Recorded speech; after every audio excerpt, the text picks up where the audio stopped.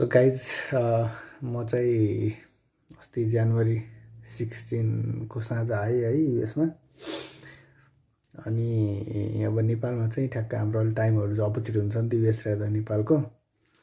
अनि जनवरी 16 देखि मलाई के भइरहेछ भन्दाखेरि म ठ्याक्क यहाँ युएसको टाइमको चाहिँ साँझ 9 बजेतिर सुतिरहेको छु होइन। निद्रा जस्तो लाग्छ 9 बजे सुत्छु, अनि राति चाहिँ 2 बजे निद्रा खुल्छ मलाई। अनि यसको टाइमको 2 बजे निद्रा खुल्छ, अनि यसो हेऱ्यो बाहिर केही नि हुन्न होइन। अनि 2 बजे निद्रा खुल्छ, निद्रै लाग्दैन। त्यसो के अन्त मोबाइल चलायो, ल्यापटप चलायो, किताबहरू पढ्यो, बस्यो होइन, केही नि हुँदैन। अनि बिहानै उठेर म चाहिँ खाना पकाउँछु, लाइक अराउन्ड 5 बजीतिरै खाना पकाउनु सुरु गर्छु मैले।